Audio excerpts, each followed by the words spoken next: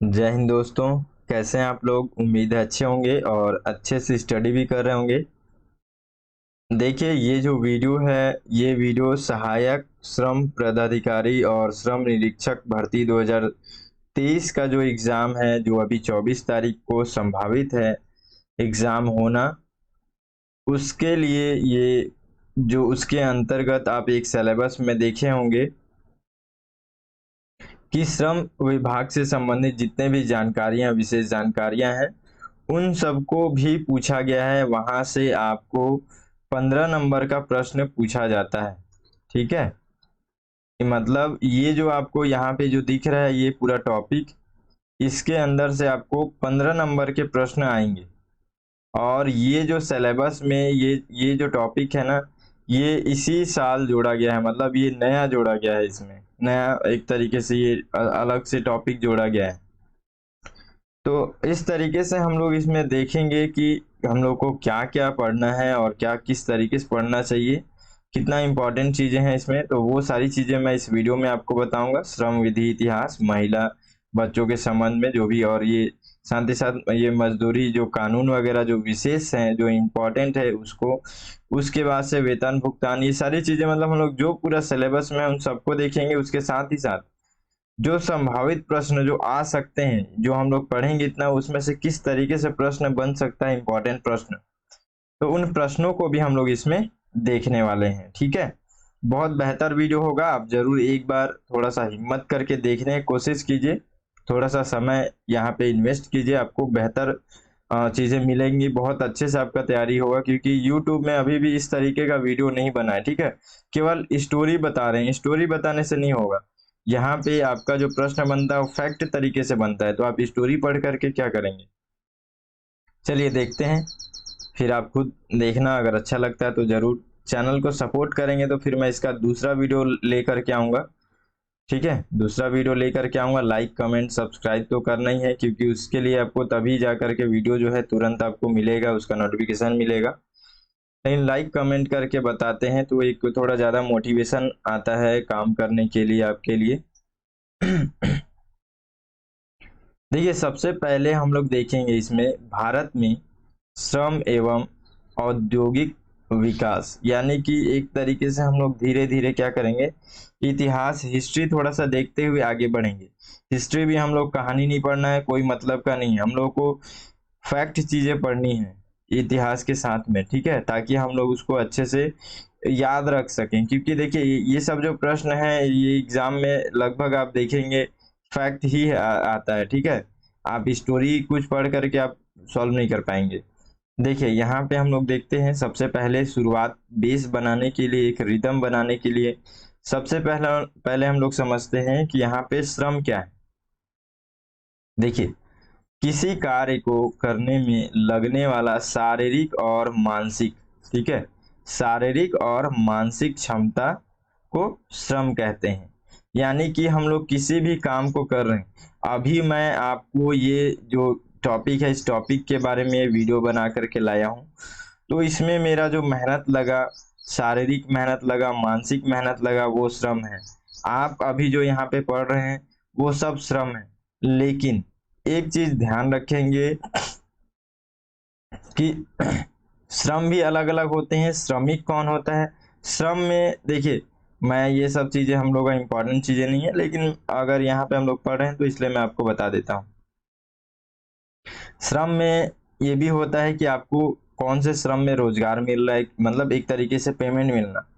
ठीक है, यहाँ पे जो काम कर रहा हूँ वो, उसका जो पेमेंट मिलना चाहिए, क्या वो पेमेंट मिल रहा है या नहीं मिल रहा है, तो उस हिसाब से ये जो श्रम है उसका भी विभाजन होता है। वो सब हम लोग नहीं देखने वाले हैं। ठीक है, क्योंकि वो सब इम्पोर्टेंट नहीं है, बस नॉर्मली आपको बता दिया मैं। देखिए, यहाँ पे श्रमिक कौन है, क्योंकि देखिए हम लोग कई बार इसमें बार बार श्रमिक पढ़ रहे हैं, है ना। श्रमिक, श्रमिकों के मजदूरी संबंधी कानून, इस तरीके से श्रमिकों के हित में बनाई गई योजना है। तो श्रमिक हमारे लिए अभी इम्पोर्टेंट है। तो हम लोग यहाँ पे समझेंगे कि श्रमिक किसे कहेंगे। ठीक है, श्रम तो हम लोग देख लिए, कार्य हम लोग देख लिए, अब श्रमिक देखेंगे। ठीक है, देखिए, पारिश्रमिक या प्रतिफल, ठीक है, के लिए काम यह संहिता यहाँ पे मैं कंप्लीटली नहीं बताया हूँ यहाँ पे।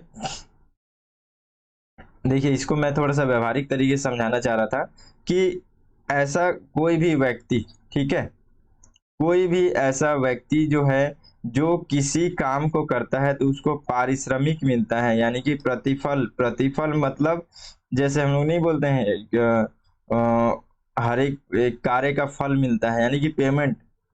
ठीक है, तो अगर कोई भी व्यक्ति किसी कार्य को करता है, उस कार्य को करने के बाद से उसको पेमेंट मिलता है, और पेमेंट का जो एक दायरा है वो दायरा है 18,000 रुपए। ठीक है, तो वो जो व्यक्ति है वो यहाँ पे श्रमिक के दायरे में आता है। याद रखेंगे कि अगर कोई व्यक्ति किसी कार्य को करता है और बदले में उसको पेमेंट मिलता है, कितना मिलता है, 18,000 से एबव। ठीक है, तो वो व्यक्ति जो है यहाँ पे श्रमिक कहलाएगा। एकदम क्लियर हो गया, ये चीज समझे। ये यहाँ से प्रश्न बन सकता है, तो इसलिए मैं इस पे ज्यादा, देखिए जो इंपॉर्टेंट रहेगा मैं उसी पे फोर्स रखूंगा ज्यादातर। ठीक है, इधर उधर की बातें नहीं करेंगे हम लोग इसमें। और देखिए, इसमें अगर कोई ऐसा व्यक्ति है जो कि काम भी कर रहा है, ठीक है, उसका पेमेंट भी 18,000 से ज्यादा है, लेकिन वो जो काम है, वो काम एक तरीके से प्रबंधन टाइप का या पर्यवेक्षण टाइप का, मतलब काम के लिए एक तरीके से ये है कि किसी व्यक्ति के बदले कार्य करना। तो वो जो ऐसा जो रहेगा, जो श्रमिक, उसको हम लोग श्रमिक के कैटेगरी में नहीं रखेंगे। ठीक है, तो आपको ये समझ में आया कि श्रमिक केवल वही होगा जो मूल रूप से किसी कार्य को कर रहा है, कार्य उसी का है। मतलब कार्य जैसे एक तरीके से हम लोग होते हैं ना, हम लोग रजिस्ट्रेशन कहीं भी जाते हैं तो हम लोग हमारे सारी चीजें, हमारे डॉक्यूमेंटेशंस वगैरह होते हैं किसी भी जॉब, किसी भी कार्य के लिए। तो वो क्या है, जो भी हमारे को पोस्ट मिलता है वो हमारे अधिकार के अंतर्गत होता है। फिर उसी अधिकार का, उसी कार्य का हमारे को पेमेंट मिलता है। तो ये मूल कार्य हुआ। तो इसका जो पेमेंट मिलेगा वो हम लोग अगर, तब हम लोग इसमें ये श्रमिक कहलाएंगे। यदि ये कार्य मेरा है लेकिन यहाँ पे सहायक कोई और है, मेरे अनुपस्थिति में कोई कार्य करता है, ठीक है, या नॉर्मली प्रबंधक टाइप का कार्य करता है, तो वो सभी जो है वो श्रमिक के कैटेगरी में नहीं आएंगे। ठीक है, ये क्लियर हो गया। चलिए, अब हम लोग क्या है, एक रिदम बन गया है, तो अब हम लोग आगे पढ़ना शुरू करते हैं। ठीक है, थोड़ा सा बेसिक जरूरी होता है ताकि हम लोग जुड़ाव हो जाए कि हम लोग क्या पढ़ रहे हैं। ये सब हो गया। देखिए अब आगे, अब हम लोग थोड़ा थोड़ा धीरे धीरे जो जो इम्पोर्टेंट फैक्ट है इस स्टोरी के साथ साथ उसको पढ़ना शुरू करेंगे। भारत में आधुनिक व बड़े उद्योगों की स्थापना 19वीं शताब्दी के मध्य में ब्रिटिश काल की शुरुआत हुई। उसी समय ब्रिटिश काल में ये औद्योगिक जो स्थापना शुरुआत हुई हमारे, खास करके हमारे इंडिया में। आप देखें कि जब ब्रिटिश लोग आते हैं यहाँ पे, तो वो लोग धीरे धीरे करके यहाँ पे अपना पूरा शासन जमाने लगते हैं, और व्यापार करने के साथ साथ ये लोग धीरे धीरे करके क्या करते हैं, अपना बिजनेस, अपना कारखाना, हर चीज यहाँ पे डालने लगते हैं। तो वही चीजें यहाँ पे बताई जा रही है कि हम लोगों का जो भारत में आधुनिक रूप से या बड़े उद्योगों की जो स्थापना हुई, वो 19वीं शताब्दी के मध्य से शुरुआत हुई उसकी। ठीक है, और प्रारंभिक दौर में कोलकाता और मुंबई जो क्षेत्र है, वहां पे यूरोपीय व्यापारियों के द्वारा सूती वस्त्र का यहाँ पे उद्योग शुरू किया गया। ठीक है, उसकी स्थापना की गई। तो प्रारंभिक दौर के अंतर्गत, यानी कि सबसे पहले हम लोग अगर देखें, औद्योगिक जो इस औद्योगिक जितने भी कारखाना या फिर जितने भी इस तरीके की कंपनी वगैरह थी, व्यापारिक चीजें थी, वो जब स्थापना होने लगी, स्टेब्लिश होने लगी, तो सबसे पहला हम लोग देखेंगे कि कोलकाता में और मुंबई में इनका क्षेत्र था। और ये लोग कौन थे, यूरोपीय लोग थे। ठीक है, यूरोपीय व्यापारी थे, और उन लोगों ने सबसे पहले सूती वस्त्र का कारखाना या फिर उसका उद्योग यहाँ पे स्थापित करने का शुरुआत किया। ठीक है, तो ये थोड़ा सा फैक्ट के रूप में एक याद रखेंगे आप। ठीक है, ये हो गया, ये समझ में आ गया। इतिहास भी पढ़ रहे हैं, साथ में फैक्ट भी है उसमें। ठीक है, और फैक्ट ही पढ़ना है, बहुत ज्यादा इतिहास जरूरी नहीं है, फैक्ट मेन है।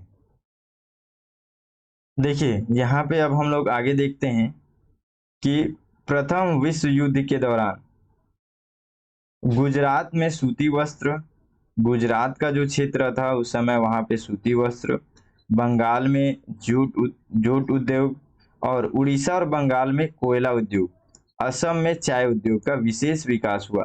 तो अगर यहाँ से आपके लिए अगर प्रश्न बन गया कि प्रथम विश्व युद्ध के दौरान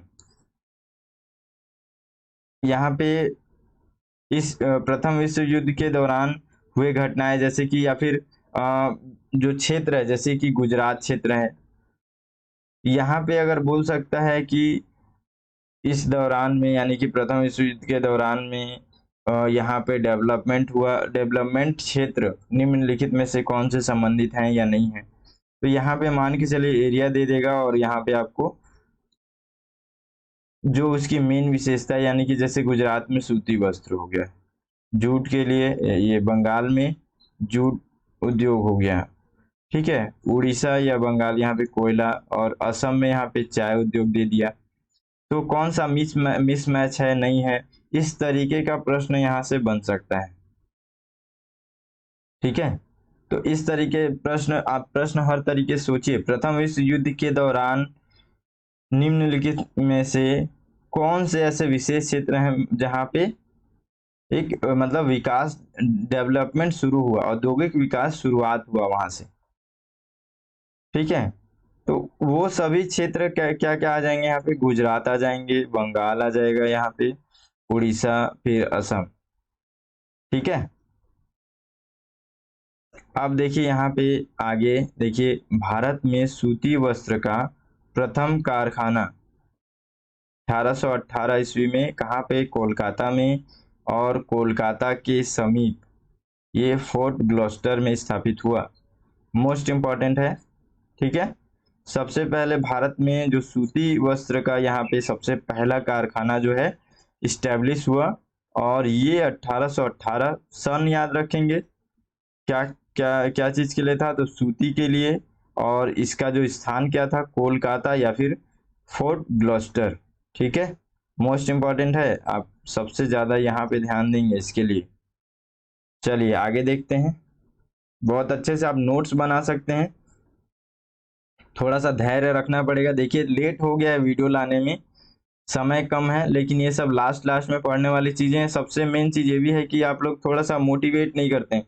फ्री का लाइक है, आप लोग को ना शेयर करने के लिए, इधर उधर करने के लिए कुछ बोला नहीं जा रहा है। आप केवल आप देख रहे हैं वीडियो, तो आप एक लाइक कर दीजिए ना, कमेंट करके बता दीजिए कि सच में इतना जो मेहनत है आपके लिए वो आपके रियल में हेल्प हुआ है, ठीक है। कोई आपसे पैसा नहीं मांगा जा रहा है, ना ही पैसा इसमें लग रहा है। तो लाइक जरूर कीजिएगा, ताकि आप थोड़ा सा कमेंट करेंगे, मोटिवेशन मिलता है उससे। चैनल सब्सक्राइब कर लेते हैं तो उससे क्या होता है कि देखिए अभी चैनल भी उस तरीके की स्थिति में नहीं है, लेकिन फिर भी लगातार कोशिश कर रहे हैं, तो कोशिश का थोड़ा बहुत तो फल मिलना चाहिए। तो इस हिसाब से अगर थोड़ा सा मोटिवेशन मिलेगा ना, तो और बेहतर तरीके से मैं आपके लिए करने का प्रयास करूंगा। चलिए देखते हैं आगे।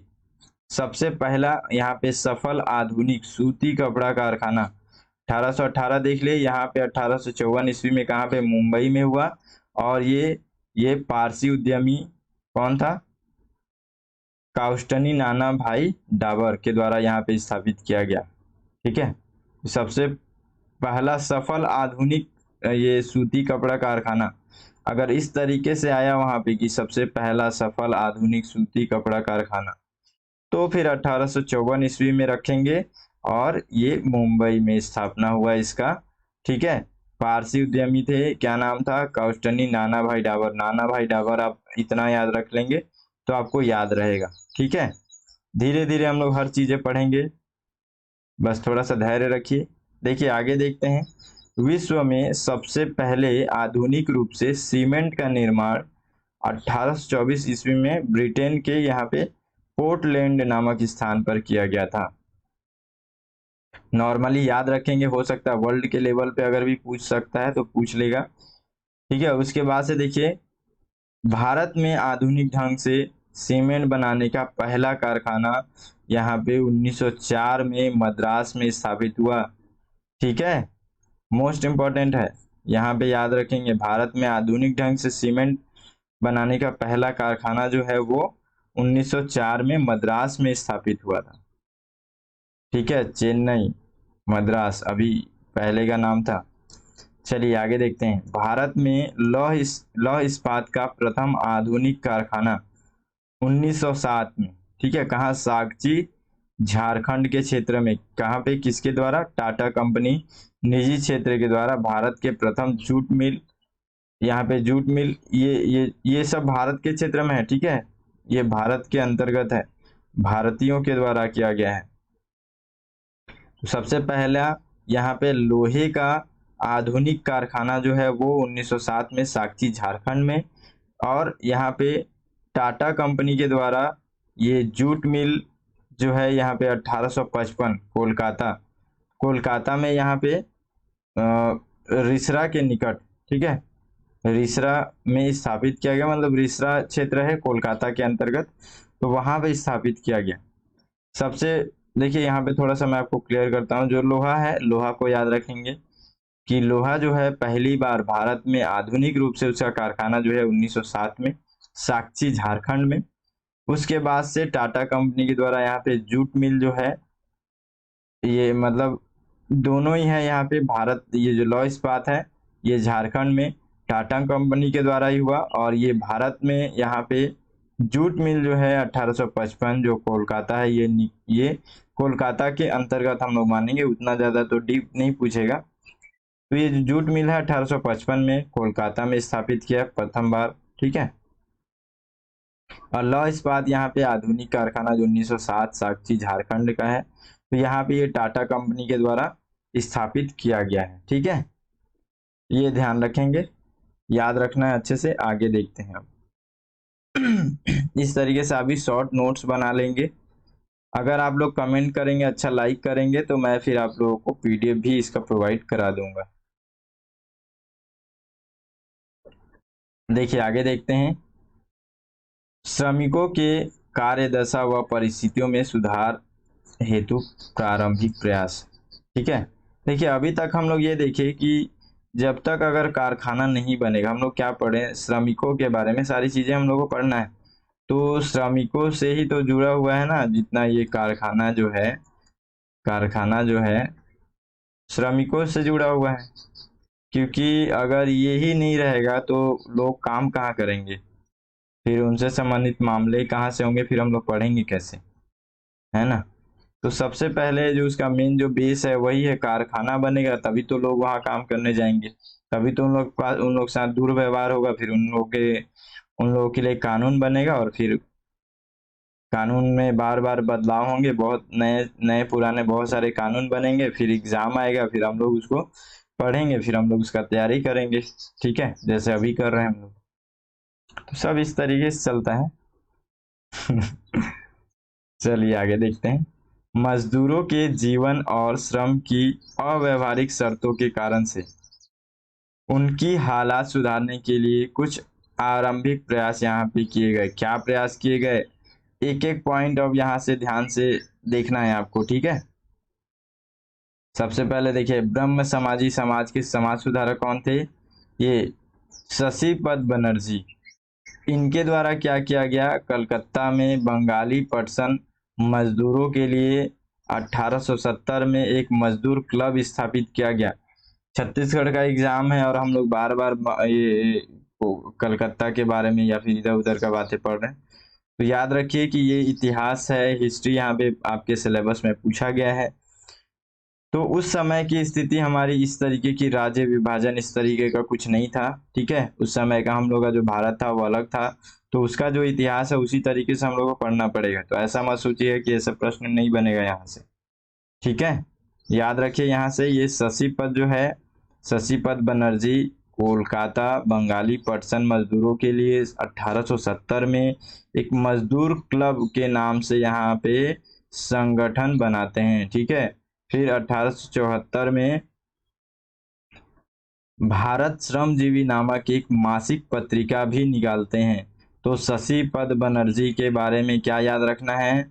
इनको याद रखना है कि ये मजदूर क्लब के नाम से एक संगठन बनाए। ठीक है, उसके बाद से श्रम श्रमजीवी नामक एक मासिक पत्रिका भी निकाली इन्होंने। ठीक है, उसके बाद से देखिए, भारत में श्रम आंदोलन के प्रतिपादक नारायण मेघाजी लोखंडे। पूछ सकता है आपसे कि भारत में श्रम आंदोलन के प्रतिपादक थे, कौन थे? नारायण मेघाजी लोखंडे।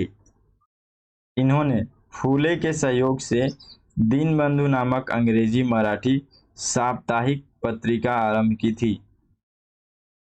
समझ रहे हैं यहाँ पे इनका नाम और इनकी ये जो पत्रिका है दीनबंधु, याद रखेंगे।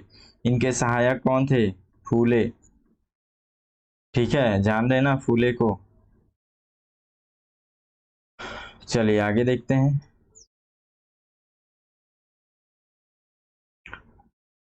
अब यहाँ पे देखिए, धीरे धीरे हम लोग आगे बढ़ रहे हैं, तो हम लोग को दिख रहा है कि जितना अब हम लोग इंडिया के लोगों के बारे में अब हम लोग यहाँ पे पढ़ना शुरू कर रहे हैं। अभी देखिए आप यहाँ पे ये सारी चीजें, ये नारायण मेघाजी लोखंडे, शशिपद बनर्जी, अब ये सब लोग हमारे पूरा इंडिया के लोग शामिल हो गए। दो चार चीजें हम लोग पढ़े थे जो कि यहाँ पे ब्रिटेन के लोगों का हम लोग देखे थे, विदेशी व्यापार से संबंधित कारखाना वगैरह के बारे में। तो वो ज्यादा नहीं रहेंगे, अब हम लोग का ये सारी चीजें इंडिया लेवल पे रहेंगी, इंडिया लेवल पे, छत्तीसगढ़ के लेवल पे रहेंगे। ठीक है, चलिए देखिए आगे। नारायण मेघाजी लोखंडे जो है, इन्हीं के द्वारा यहाँ पे 1890 ईस्वी में बॉम्बे मिल हैंड्स एसोसिएशन की स्थापना की गई। तो ये जो नारायण मेघाजी लोखंडे हैं, ये अब आपको समझ में आ गया कि ये बहुत ज़्यादा इम्पोर्टेंट है, आईएमपी। ठीक है, या फिर वेरी एमपी, वीआईएमपी कर सकते हैं इनको। ठीक है, इनके लिए अच्छे से नोट्स आप बना लेना। वर्ष 1920 में छत्तीसगढ़ में ठाकुर प्यारेलाल के नेतृत्व में राजनांदगांव स्थित बीएनसी मिल यानी कि बंगाल नागपुर कॉटन मिल में मजदूर हड़ताल प्रारंभ हुई थी। देखिए, यहाँ से प्रश्न पूछ सकता है कि जो ठाकुर प्यारेलाल थे, ये छत्तीसगढ़ में बार बार मजदूर हड़तालों के लिए एक नेतृत्वकर्ता के रूप में प्रमुख थे। ठीक है, इनका नाम बहुत जगह पे आता है। मजदूरों की जब हड़ताल वगैरह या उनके हित में बात करने के लिए इन्होंने बहुत सारा इन्होंने आंदोलन भी किया था। ठीक है, बहुत सारे हड़ताल भी इन्होंने किए थे। तो इसलिए ये जो है ठाकुर प्यारेलाल, इनको याद रखना है। ठीक है, और अभी यहाँ पे राजनांदगांव में, यहाँ पे कब 1920 के समय में इन्होंने बीएनसी मिल में मजदूर हड़ताल प्रारंभ की थी। तो ये थोड़ा सा इनके बारे में ज्यादा इंपॉर्टेंट है, याद रखेंगे। ठीक है, ये भी आईएमपी में रख सकते हैं इनको। देखिए, अब हम लोग देखेंगे भारत में श्रमिक संघ। ठीक है, बहुत सारे नेशनल लेवल पे संगठन वगैरह बनाए गए, तो उनके बारे में अब हम लोग देखते हैं। यहाँ पे all India trade union Congress, सबसे पहला पॉइंट आपसे यहाँ पे पूछ सकता है। इसका पहला तो प्रश्न बनेगा यहाँ से ऐसा, AITUC का फुल फॉर्म क्या है? ठीक है, फोकस रहिएगा एकदम। इस तरीके से प्रश्न आप देख लेंगे, बहुत बार इस तरीके से प्रश्न बनता है। तो इसका नाम याद रखेंगे, all India trade union Congress. ठीक है, इसकी स्थापना कब हुई? मोस्ट इंपॉर्टेंट है ये सब, 31 अक्टूबर 1920 में। ठीक है, 1920 में। और क्या हुआ था साथ में जोड़ करके याद रखेंगे तो और अच्छा रहेगा। देखिए, बहुत बेहतर चीज है। ठाकुर प्यारेलाल को तो मोस्ट इंपॉर्टेंट है, उनको याद रखना ही है। तो साथ में आप all India trade union Congress को भी याद रख लेंगे, ये भी 1920 में ही बना था। ठीक है, क्षेत्र कौन सा था? मुंबई। इनके प्रथम अध्यक्ष या फिर इनके अध्यक्षता में बनाई गई थी, कौन थे? लाला लाजपत राय। ठीक है, इन्हीं की अध्यक्षता में जो है ये all India trade union Congress की स्थापना की गई थी। ठीक है, देखिए यहाँ पे भारत का ये प्रथम श्रमिक संघ यानी कि ट्रेड यूनियन है, तो ये बहुत ज्यादा इंपॉर्टेंट हो जाएगा। भारतीय राष्ट्रीय कांग्रेस के गया अधिवेशन में 1922 में बना तो इस समय, लेकिन 1922 में AITUC संघ को स्वीकार किया गया था। इस समय गया अधिवेशन में चित्तरंजन दास जो थे, इन्होंने गया अधिवेशन 1922 का यहाँ पे अध्यक्षता किया था। तो हो सकता है यहाँ से इस तरीके से भी प्रश्न बने। आप इतिहास में पढ़ेंगे तो आपको ये चीज पढ़े होंगे तो आपको याद होगा। ठीक है, तो ये गया अधिवेशन के लिए चित्तरंजन दास को याद रखेंगे। और ये जो all India trade union Congress जो है, यहाँ पे इसको स्वीकृति मिली थी गया अधिवेशन के अंतर्गत। ठीक है, और राष्ट्रीय आंदोलन में मजदूरों की मांगों को यहाँ पे प्रमुखता से शामिल किया गया था इसमें। ठीक है, बहुत मोस्ट इंपॉर्टेंट है, याद रखिएगा सबको।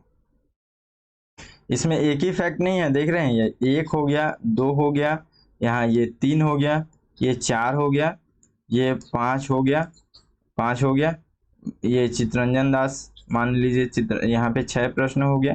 तो इस तरीके से 6 प्रश्न आप एक टॉपिक में देख रहे हैं। बहुत सारे प्रश्न यहाँ से बन सकते हैं, तो सभी जगह पे पूरा फोकस रहना है, और कहीं से प्रश्न नहीं आने वाला। यही सब प्रश्न है, बेसिक चीजें हैं, इनको आप अच्छे से पढ़ेंगे तो फिर और आपको इधर उधर परेशान होने की जरूरत नहीं। ठीक है, देखिए, all India trade union federation, ज़्यादा अंतर नहीं है, लेकिन दोनों में बेसिक अंतर है, मतलब नाम में अंतर नहीं है। देख रहे हैं यहाँ पे, ये all India trade union Congress, यहाँ पे कांग्रेस है, all India trade union federation है, दोनों में थोड़ा सा अंतर है। ठीक है, नाम में थोड़ा सा अंतर है, बाकी सभी चीज़ों में पूरा अंतर है। देखिए, स्थापना कब हुआ? 1929 में। ठीक है, दोनों को कंपेयर करके रखेंगे। ठीक है, AITUC इसका कब हुआ? 1920 में। संस्थापक कौन है? नारायण मल्हार जोशी, यानी कि NM जोशी। उसमें कौन थे? लाला लाजपत राय। ठीक है, स्थल क्या है? नागपुर, नागपुर क्षेत्र में है वो, उसमें मुंबई था, तो ये भी उसी के अंतर्गत है। बाकी हम लोग दोनों को डिफरेंस में यही याद रखेंगे, यहाँ पे नागपुर, उसमें मुंबई।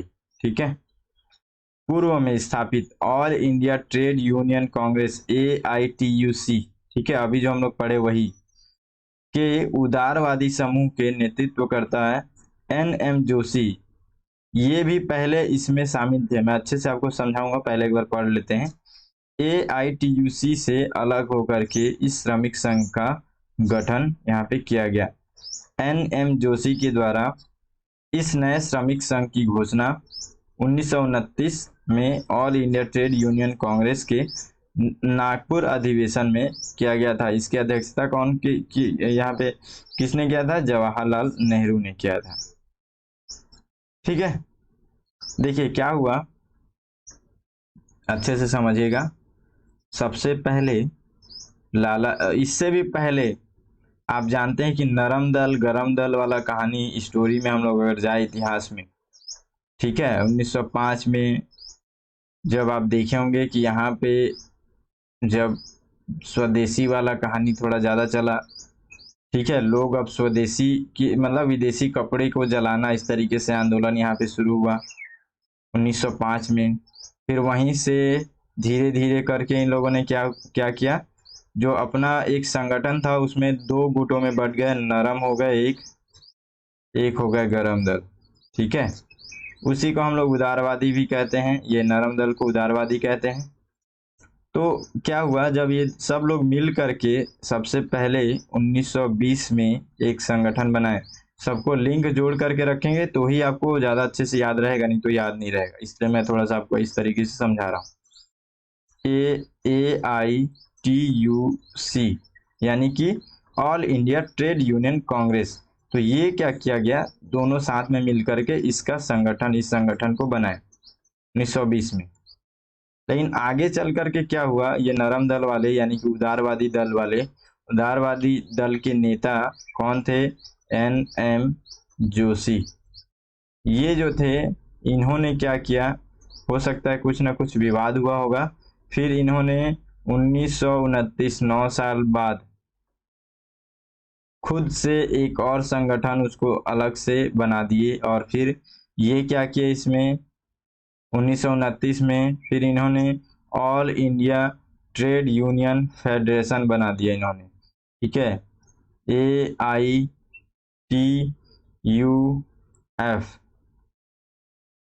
ठीक है।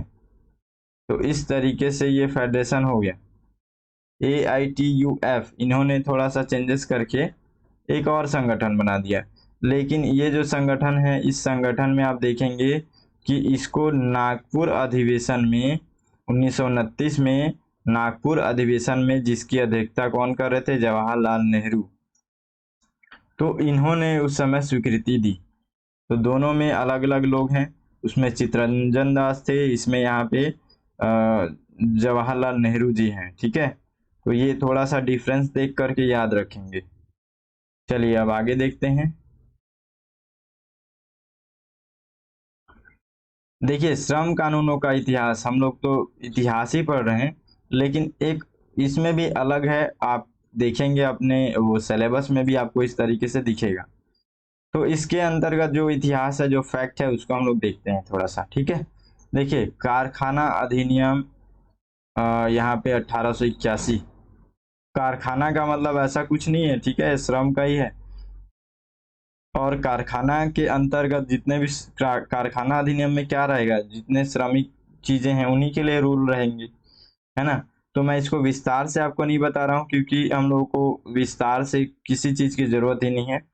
जिस तरीके से मैं प्रश्न देखा हूँ, देखिए प्रश्न आपको, आप भी अगर प्रश्नों का विश्लेषण किए होंगे प्रीवियस ईयर में, ये एग्जाम जो है इसका प्रीवियस ईयर आप देखे होंगे, तो आप देखेंगे कि सन से रिलेटेड आपको प्रश्न पूछता है, या तो उसका कोई ऐसा प्रथम कोई अध्यक्ष वगैरह हो, इस तरह की कुछ खास बातें एक पॉइंट में पूछ लेता है। तो हम लोग को भी वही याद रखना है।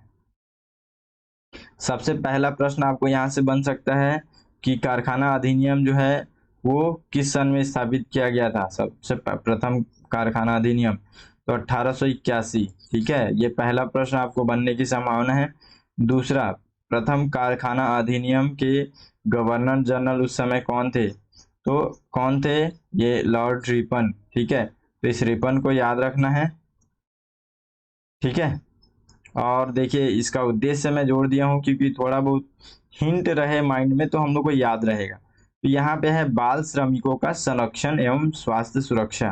तो ये जो कारखाना अधिनियम था इसके अंतर्गत बाल श्रमिकों के लिए भी कुछ कानून बनाए गए, प्लस उनके स्वास्थ्य वगैरह से संबंधित सुरक्षा के लिए भी यहाँ पे इसमें कानून बनाए गए थे, ठीक है। चलिए आगे देखते हैं इसमें और क्या क्या प्रावधान थे, जो इम्पोर्टेंट प्रावधान है, ठीक है। देखिए सबसे पहला, उन कारखाना क्षेत्र में ये जो लागू होगा, ये जो कानून जो है, ठीक है, क्या कानून है यहाँ पे, ये कारखाना अधिनियम 1881, ये जो कानून है ये कहाँ पे लागू होगा, सबसे पहले उसके अंतर्गत ये बताया गया उस प्रावधान के अंतर्गत। यानी कि कानून का एक ये इस तरीके का एक डायग्राम जो है यहाँ पे, ठीक है, एक फॉर्मेट बनाया गया, एक यहाँ पे कानून बनाया गया कि कारखाना अधिनियम 1881। अब इसके अंतर्गत लिखा गया कि हाँ उन ये किस टाइप के कारखाना में लागू होगा, बच्चे लोगों का काम कराने का क्या क्या एक तरीका होगा, उनको कितने घंटे काम कराया जा सकता है, किस जगह पे काम कराना है, किस जगह पे नहीं कराना, तो ये सारी चीजें इस तरीके से बनता है कानून अधिनियम, ठीक है। तो यहाँ पे देखिए उन कारखाना क्षेत्रों में ये लागू था जहाँ पे श्रमिकों की संख्या कितनी थी, कम से कम 100 थी, ठीक है, यानी कि 100 से अधिक हम लोग बोल सकते हैं। अगर 100 से एबव है किसी भी कंपनी में लोगों की संख्या, वहां काम करने वालों की संख्या, तो ये अधिनियम लागू होगा। तो ये थोड़ा सा फैक्ट तरीके से पूछ सकता है, याद रखेंगे। दूसरा, 7 वर्ष से कम उम्र के बच्चों को कार्य करने पर प्रतिबंध लगाया गया। प्रश्न पूछ लेगा कि निम्नलिखित में से कौन से अधिनियम में 7 वर्ष से कम आयु के बच्चों को कार्य करने पर प्रतिबंध लगाया गया था? कारखाना अधिनियम 1990, कारखाना अधिनियम 1856, कारखाना अधिनियम 1756, इस तरीके से आपको ऑप्शन दे देगा। ठीक है, तो ध्यान रखिएगा प्रश्न कैसे बनता है, इसको भी देखना है, समझना है। आगे देखिए, 7 वर्ष से अधिक व 12 वर्ष के बालकों के लिए कार्य करने की अवधि 9 घंटे निर्धारित की गई थी। देखिए उस समय कैसे होता था, 7 वर्ष का बच्चा किस तरीके से होगा, सोच लो आप। 7 वर्ष से लेकर के 12 वर्ष के बच्चे लोग, यानी कि 7 वर्ष से एबव हुआ तो अब वो काम कर सकता था। ठीक है, तो यहाँ पे क्या है कि 7 वर्ष से जो 12 वर्ष के बीच में जो बच्चे हैं जो काम करने आ रहे हैं, वो लोग 9 घंटे काम कर सकते हैं। 9 घंटे, समझ रहे हैं आप। ये सब उस समय का नियम था, अभी ऐसा कुछ नहीं है, हम लोग धीरे धीरे आगे बढ़ेंगे, इसमें रिफॉर्म होगा। 7 से 12 वर्ष की आयु के बालकों के लिए प्रतिदिन 1 घंटे का यहाँ पे विश्राम और महीने में 4 दिन की छुट्टी भी निर्धारित की गई थी। तो ये जो 9 घंटे काम करेंगे, इसमें 1 घंटा ये लोग विश्राम करेंगे, 1 घंटा और 1 दिन इनको सॉरी यहाँ पे महीने में 4 दिन इनको छुट्टी मिलेगा। ठीक है, तो इस तरीके से ये जो प्रावधान है ये किसमें है, कारखाना अधिनियम 1881। थोड़ा सा अच्छे से लिख देता हूँ क्योंकि आपके दिमाग में छपेगा ना, नहीं तो पता चला इस तरीके से कुछ लिख दिया हो तो आप भी दिमाग में आपको कुछ आएगा नहीं, कुछ दिखेगा ही नहीं तस्वीर। ठीक है, तो 1881 कारखाना अधिनियम अच्छे से हम लोग समझ गया, ये सारी चीजें हैं, याद रखेंगे। ठीक है, जो इंपॉर्टेंट बातें हैं केवल वही चीजें बता रहा हूँ, लेकिन हाँ ये बहुत ज्यादा इंपॉर्टेंट चीजें हैं। आपको इस तरीके से अभी वीडियो आपको नहीं मिलेगा यूट्यूब में, अगर आप थोड़ा सा धैर्य रखेंगे तो अभी और अच्छे से हम लोग आगे लास्ट तक जितना समय लगे पढ़ेंगे। ठीक है, कोशिश करो मैं जल्दी हो जाए। देखिए कारखाना अधिनियम अब यहाँ पे एक और है 1891। ठीक है, तो 1891 में एक और कारखाना अधिनियम आया, और यहाँ पे आप देखिए कि यहाँ के जो गवर्नर जनरल थे वो लॉर्ड लेंसडाउन। ठीक है, तो ये लेंसडाउन को याद रखेंगे। यहाँ पे 1891, देखिए 1881, 81 के बाद से 1891 लिंक है ना, 10 साल बाद आया है। ज्यादातर हम लोग देखेंगे ये सब इनका रूल्स में 10 साल का गैप रखा था, जाता था 10 साल 20 साल टाइप से। अब देखिए इसमें क्या क्या खास बातें हैं। सबसे पहला टॉपिक इसमें याद रखेंगे कि दूसरा जो कारखाना अधिनियम है ये 1891 में आया, और उस समय का गवर्नर जनरल था यहाँ पे लेंसडाउन। ठीक है, अब देखिए इसमें क्या मुख्य बातें क्या थी। यह श्रम कानून उन कारखानों क्षेत्र में लागू था जहां पे श्रमिकों की संख्या कम से कम 50 हो। पहले में क्या थी, 100 थी, यहाँ पे क्या हो गई अब 50, यानी कि कहीं ना कहीं ये छोटे कारखानों को भी ये कवर कर रहा था। ठीक है, अब ये कवर कर रहा है इसमें। अब देखिए आगे, 9 वर्ष से कम आयु के बच्चों को कारखाना में कार्य करने पर प्रतिबंध लगाया गया। थोड़ा सा इनमें थोड़ा इनको दिमाग आया और ये सोचे कि नहीं, 7 वर्ष क्या है, थोड़ा ज्यादा ही बच्चा थोड़ा कमजोर होता है, तो ये लोग थोड़ा सा महानता दिखाए और क्या किए, फिर थोड़ा सा इसमें चेंजेस किए और कर दिए 9 साल, यानी कि अब 9 साल तक के बच्चों को प्रतिबंधित रखेंगे, कारखाना में काम नहीं कराएंगे।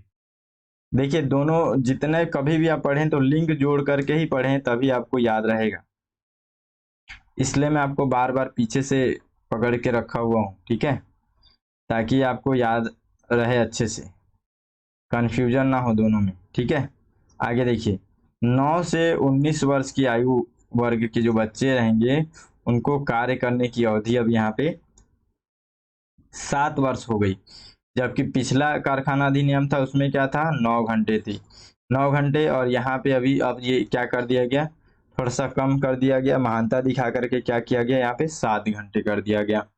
तो थोड़ा सा इसमें चेंजेस आया है ना, दोनों में डिफरेंस आपको अच्छे समझ में आ जा रहा है। महिलाओं को रात्रि 8 बजे के पश्चात कार्य करने पर यहाँ पे रोक लगा दिया गया, और यहाँ पे उनको जो काम करने का जो समय था 11 घंटे था। ठीक है, अभी तक तो हम लोग क्या है, बच्चों के बारे में जान रहे हैं ना, जो बच्चे नहीं हैं, जो वयस्क हैं, उनका काम किस तरीके से होता था। तो यहाँ पे जो जो ज़्यादा सेंसिटिव चीज़ें, जो जो ज़्यादा इम्पोर्टेंट यहाँ पे टॉपिक है, हम उन्हीं को देख रहे हैं। यहाँ पे महिला महिला के बारे में एक चीज़ समझ में आया कि यहाँ पे रिफॉर्म्स हुआ। हो सकता है कि पिछला वाले में मैं नहीं बताया हूँ, लेकिन उसमें हो सकता है कि महिलाओं के बारे में कोई विचार नहीं किया हुआ गया होगा, रात दिन काम करवा रहे होंगे।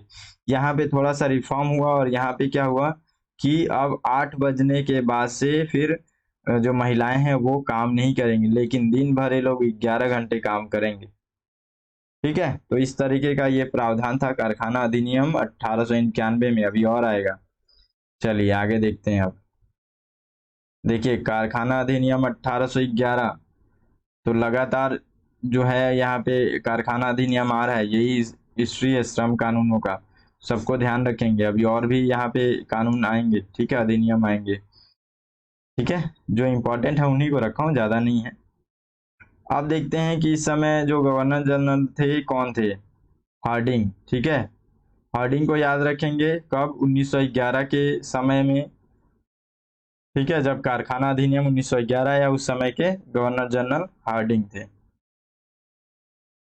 इस अधिनियम का क्या उद्देश्य था, तो इसमें देखिए वयस्क श्रमिकों का हित संरक्षण प्रावधान करना था यहाँ पे इसमें। और प्लस जो कारखाना अधिनियम हम लोग अभी पढ़े हैं 1891 का, उसमें कुछ संशोधन किया गया है।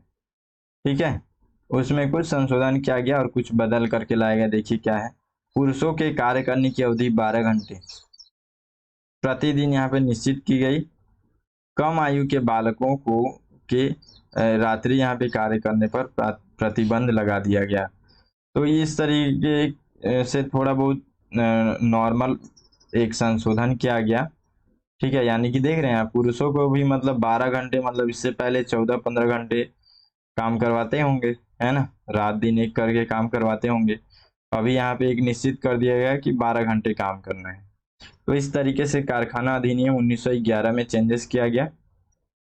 अब देखते हैं यहाँ पे अगला अधिनियम, स्वतंत्र भारत का प्रथम कारखाना अधिनियम 1948। मोस्ट इंपॉर्टेंट है ये। स्वतंत्र भारत के प्रथम कारखाना अधिनियम का उद्देश्य श्रमिकों को कार्य दशाओं में सुधार, स्वास्थ्य व सुरक्षा कल्याण व महिला बच्चों के अधिकारों की सुरक्षा करना था। ठीक है, आगे इसका प्रावधान आएगा भी। कार्य अवधि, वयस्कों की कार्य करने की अवधि 1 सप्ताह में 48 घंटे निर्धारित की गई।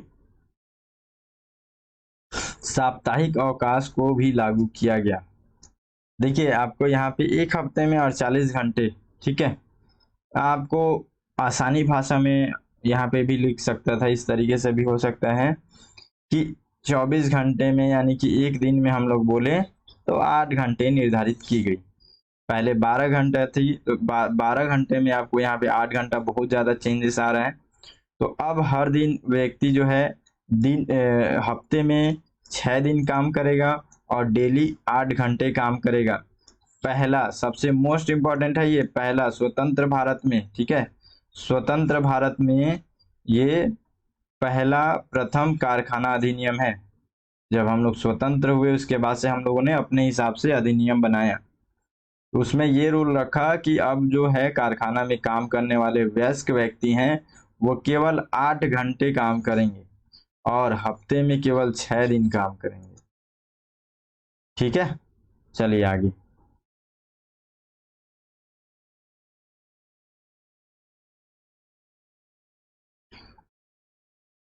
देखिए औद्योगिक संबंध संहिता 2020, तो ये इसमें कुछ खास बातें हैं, उसको थोड़ा सा ध्यान रखेंगे। ठीक है, इसमें देखिए आपको सभी में सन याद रखना जरूरी है। जैसे देखिए यहाँ पे जो है कि सबसे पहला तो यहाँ पे मोस्ट इम्पोर्टेंट, देखिए यहाँ पे बहुत ज़्यादा मैं लंबा चौड़ा इसको नहीं रखा हूँ, अलग से और कुछ नहीं यहाँ पे है इसके बारे में ज़्यादा, क्योंकि देखिए क्वेश्चन इतना ही तक का ज़्यादातर संभावना रहता है कि पूछेगा कि स्वतंत्र भारत का प्रथम कारखाना अधिनियम किस सन में बना। तो आपको सन याद रखना है 1948। क्या चेंजेस था, तो मेन यही था कि वो लोग एक हफ्ते में 48 घंटे काम करेंगे। ठीक है, या फिर एक दिन में 8 घंटे काम करेंगे, ठीक है, हफ्ते में 6 दिन काम करेंगे। तो यही बस मोस्ट इंपॉर्टेंट यही चीजें थी। सन याद रखना है और कार्य की अवधि याद रखना है, क्योंकि यही सबसे मेन था। लगातार आप देख रहे हैं हर रिफॉर्म्स में आपको दिख रहा है कि जो काम का जो आवर है वो लगातार कम होते जा रहा है, कम करते जा रहा है, उसमें सुधार करते जा रहे हैं। देखिए आगे, औद्योगिक संबंध संहिता 2020, तो ये 2020 सन मेन याद रखेंगे।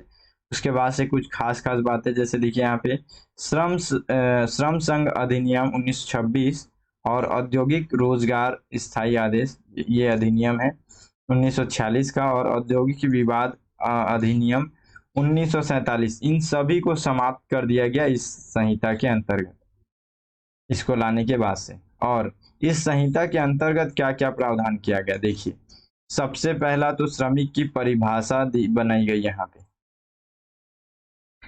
तो देखिए ये याद रखेंगे कि अगर पूछ लिया गया कि श्रमिक की परिभाषा निम्नलिखित में से किस संहिता में लिखी गई है या स्थित है, निम्न में से, तो निम्न में से आपको यहाँ पे लिखा रहेगा औद्योगिक संबंध संहिता 2020, 2021, 2022, 2023, ठीक है। तो इस तरीके से रहेगा, तो आपको ध्यान रखना है वही चीजों को, किस तरीके से प्रश्न बनना है। अब श्रमिकों की, यहाँ पे श्रमिक कौन है, इसकी परिभाषा क्या है। तो सबसे फर्स्ट में मैं आपको बताया था कि वह व्यक्ति जो किसी भी कार्य के लिए 18,000 से अधिक वेतन प्राप्त करता है तो वो जो है श्रमिक की कैटेगरी में आएगा, ठीक है। लेकिन कोई भी सहायक प्रबंधक टाइप का जो व्यक्ति है वो श्रमिक के अंतर्गत नहीं आएगा, ठीक है, बताया था मैं। अब यहाँ पे ट्रेड यूनियन जो है, ट्रेड यूनियन संगठन जो है ट्रेड के से संबंधित, उसके बारे में भी यहाँ पे कुछ उपबंध बताए गए हैं इस संहिता में। देखिए क्या है, ट्रेड यूनियन जो है वो श्रमिकों की कोई भी ट्रेड यूनियन तब तक पंजीकृत नहीं होगी जब तक कि कम से कम 10% श्रमिकों का या फिर 100 श्रमिकों में से जो भी कम हो। यानी कि इसका कहने का मतलब ये है कि पॉजिटिव सेंस में हम लोग ज्यादा समझ में आएगा।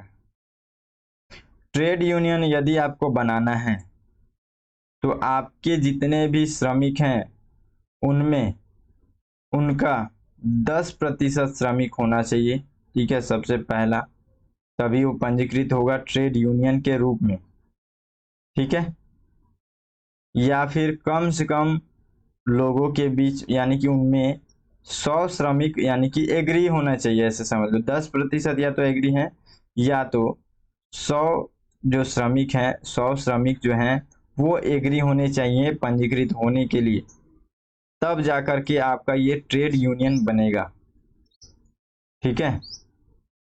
इस तरीके की यहाँ पे बात बताई गई है, याद रखेंगे। यहाँ पे पूछ सकता है कि औद्योगिक संबंध संहिता 2020 के अनुसार यदि ट्रेड यूनियन बनाना हो तो वहां पे कितने श्रमिकों की आवश्यकता होगी, यहाँ पे इस तरीके से प्रश्न बन सकता है, तो ध्यान रखेंगे, ठीक है। यदि 100 श्रमिकों से कम हो तो कुछ नहीं हो पाएगा, या फिर 10% से कम हो तो। आगे देखते हैं, देखिए औद्योगिक न्यायाधिकरण, ये भी इस संहिता के अंतर्गत बताया गया कि अब से औद्योगिक न्यायाधिकरण भी अलग से बनाया जाएगा, ठीक है। यानी कि ये भी एक तरीके से न्यायालय के रूप में काम करेगा, जो कि केवल औद्योगिक क्षेत्र से संबंधित श्रमिकों के सुरक्षा से संबंधित कार्य करेगा। उसके अंतर्गत जो भी ऐसे केसेस आते हैं तो वो निपटाएगा कि क्या सही है क्या गलत है। तो इसमें यह प्रावधान किया गया है कि केंद्र सरकार जो है औद्योगिक विवादों के समाधान हेतु एक या एक से अधिक राष्ट्रीय औद्योगिक न्यायाधिकरणों का गठन कर सकती है, जहां किसी भी मामले में एक ट्रिब्यूनल या नेशनल इंडस्ट्रियल ट्रिब्यूनल अपने आदेश के द्वारा किसी भी कर्मचारी की बहाली का निर्देश देता है। नियोक्ता इस आदेश के विरुद्ध उच्च न्यायालय या सर्वोच्च न्यायालय में कोई कहीं पे भी यह अपील कर सकता है।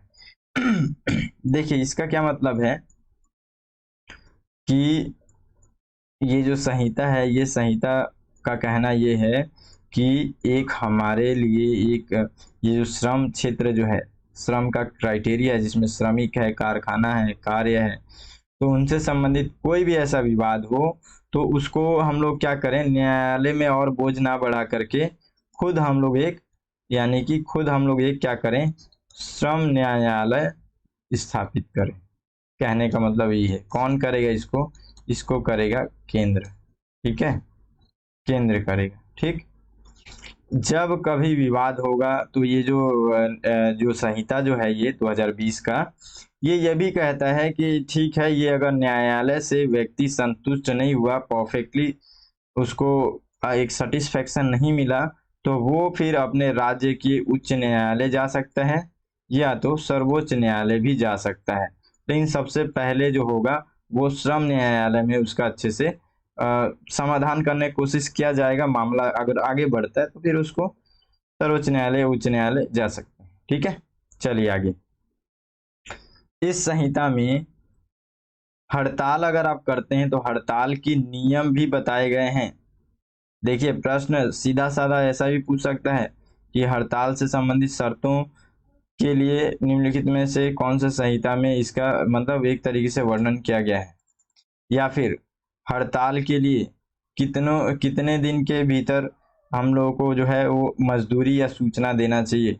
इस तरीके के प्रश्न बन सकते हैं। तो देखिए, हड़ताल के लिए क्या शर्तें हैं। हड़ताल पर जाने से पहले, क्योंकि देखेंगे आप श्रमिक संगठन ये सब बार बार किसी न किसी मांग के लिए हड़ताल करते हैं, तो उनके लिए भी नियम बनाया गया ताकि व्यवस्था ज़्यादा डगमगाए नहीं, बिगड़े नहीं। ठीक है, देखिए, हड़ताल पर जाने से पहले 60 दिनों के भीतर जो है यहाँ पे हड़ताल की सूचना जो है वो नियोक्ता को देनी होगी। सबसे पहला कंडीशन, जब भी आप हड़ताल करने जाएंगे उससे 60 दिन पहले जो है वो किसको, नियोक्ता को वहां पे सूचना दे देंगे कि भाई मेरे को हड़ताल करना है आज से 2 महीने बाद। ठीक है, अब देखिए एक और कंडीशन है, 14 दिनों के मध्य नोटिस देना होगा। 14 दिनों, जब 14 दिन जब होगा उसके मध्य में जब आपको वहां पे क्या करना पड़ेगा, एक नोटिस भी देना पड़ेगा। ये 2 कंडीशन है। सबसे मोस्ट इंपॉर्टेंट याद रखेंगे कि ये वाला 60 दिन के भीतर आपको सूचना देना होगा नियोक्ता को। ठीक है, तो ये सब कंडीशन इसमें रखा गया है। अब देखिए आगे हम लोग देखते हैं सामाजिक सुरक्षा संहिता 2020।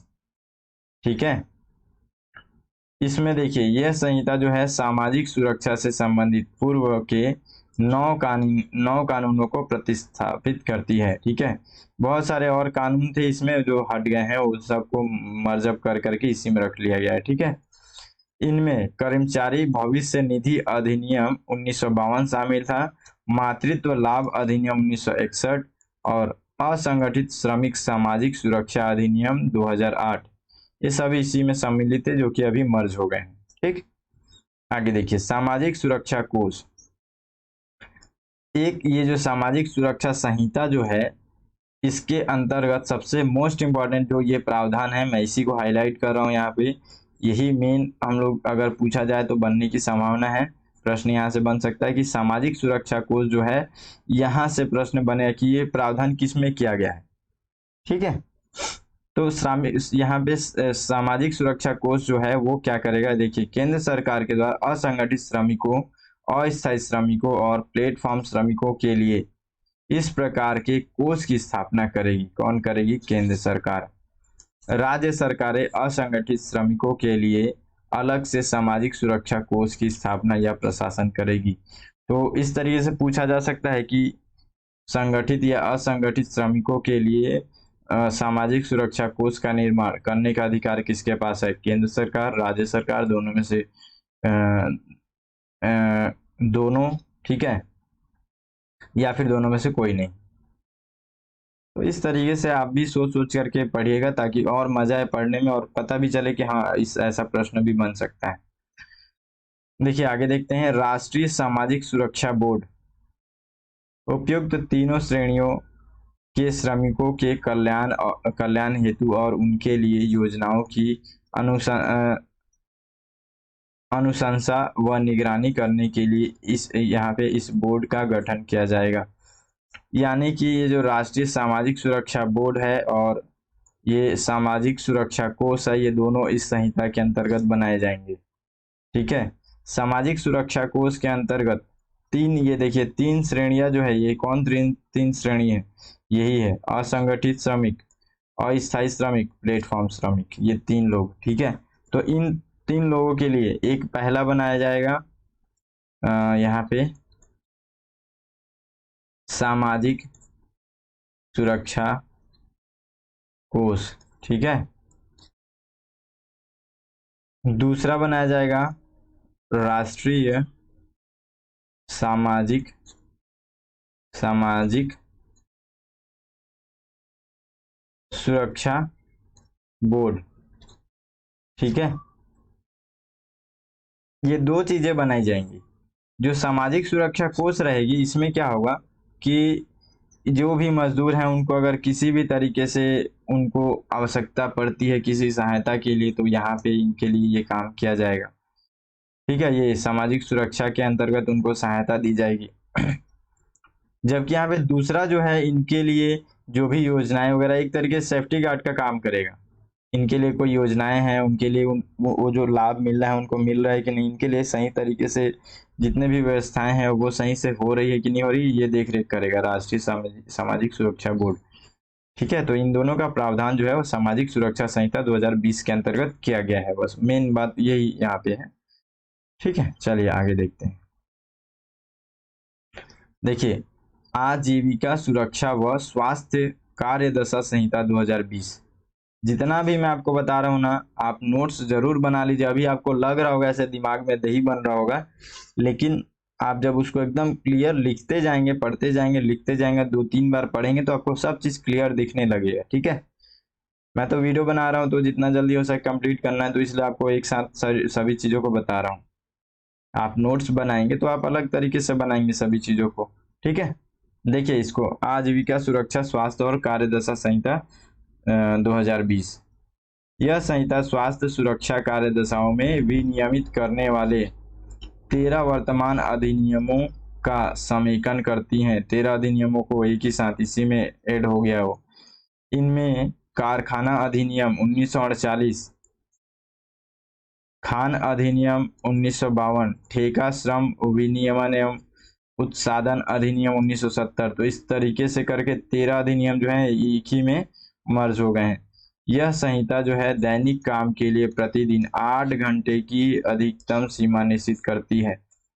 तो ये यहाँ पे पहले भी हम लोग पढ़ चुके हैं, लेकिन इस अधिनियम के अंतर्गत भी ये कहा गया है कि 8 घंटे केवल काम करना है। आगे देखिए महिलाओं के बारे में, इसमें है महिलाएं सभी प्रकार के कार्यों के लिए सभी प्रतिष्ठानों में नियोजित किए जाने हेतु अर्ह होंगी, ठीक है। यदि उन्हें खतरनाक या जोखिम भरे कार्यों में काम करने की आवश्यकता होती है तो सरकार नियोक्ता के लिए उनके नियोजन से पहले पर्याप्त सुरक्षा प्रदान करना आवश्यक बना सकती है। तो महिलाएं हर जगह काम कर सकती हैं, अगर कोई खतरनाक जगह है तो वहां उसके लिए व्यवस्था करना पड़ेगा, लेकिन महिलाएं काम कर सकती हैं। इस संहिता के अंतर्गत ये दो बातें कही गई हैं, ठीक है। देखिए अब हम लोग थोड़ा संविधान की ओर आगे बढ़ते हैं, ठीक है। कानून वगैरह देख लिए हैं।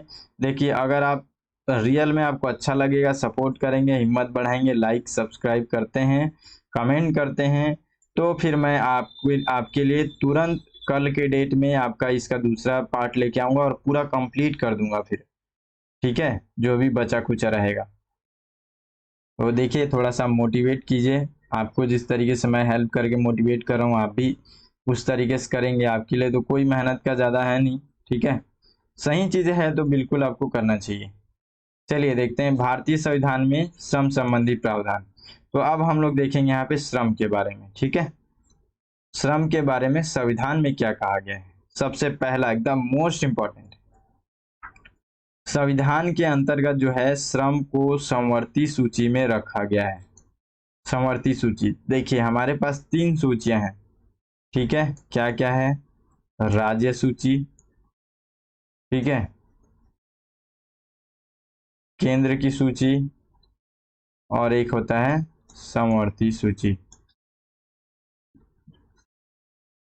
ठीक है। तो इस तरीके से 3 सूचियां होती हैं।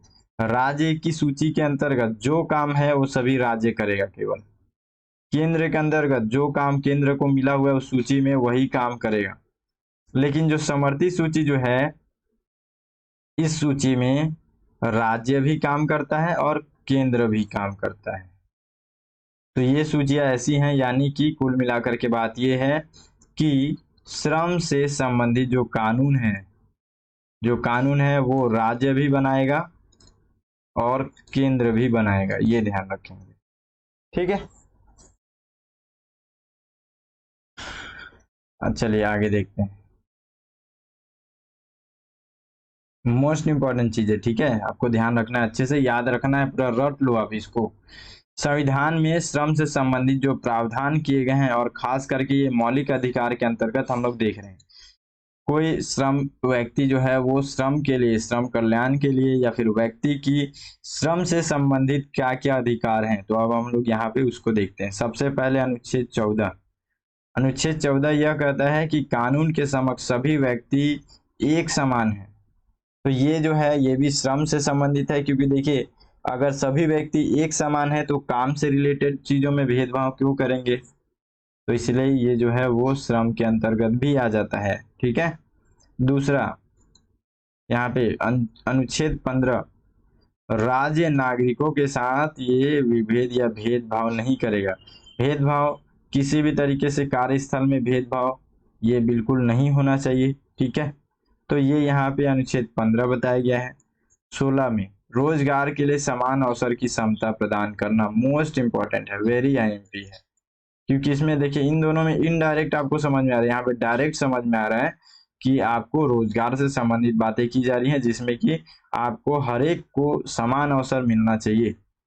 तो अनुच्छेद 16 मोस्ट इंपॉर्टेंट याद रखना, हर एक को समानता।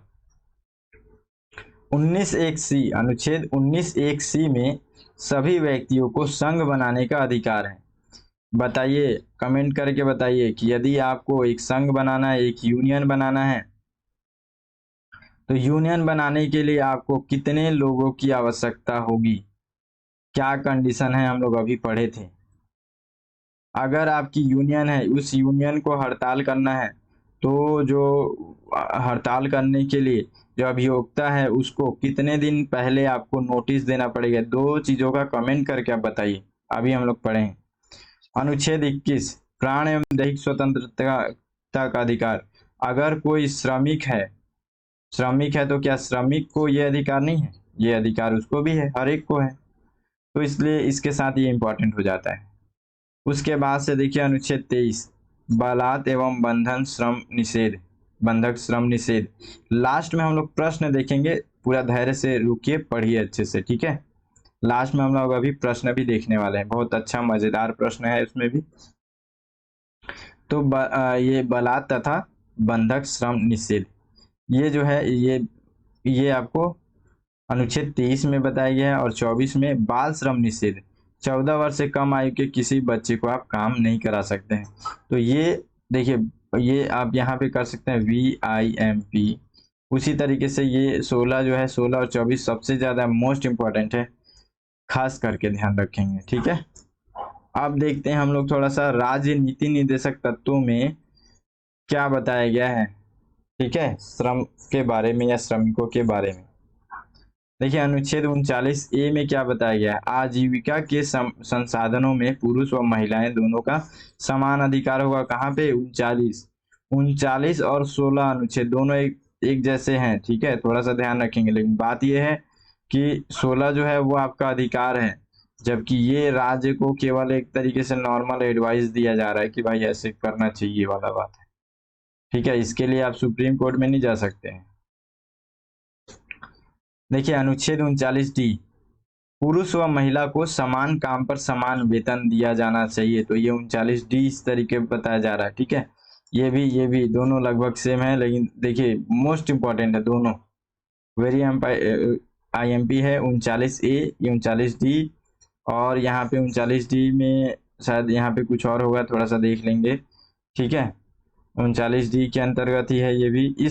इस अनुच्छेद के आधार पर समान पारिश्रमिक अधिनियम 1976 अधिनियमित हुआ था। देखिए यहाँ पे क्या है, थोड़ा सा कंफ्यूजन हो गया था, लेकिन ये ऐसा नहीं है, ये नया टॉपिक नहीं है, ये इसी का टॉपिक है। ये इसका कहने का मतलब ये है कि ये जो 39 39 डी जो है यही अधिकार देता है कि हम लोग यहाँ पे समान पारिश्रमिक अधिनियम 1976 बनाए। ठीक है, तो यानी कि इसी अनुच्छेद के सहायता से हम लोगों ने क्या किया, समान पारिश्रमिक अधिनियम 1976 को बनाया। कुल मिलाकर के बात यहाँ पे ये, ठीक है, मोस्ट इंपॉर्टेंट है, ये याद रखेंगे। ठीक है, ये समान पारिश्रमिक, ये अनुच्छेद। आगे देखते हैं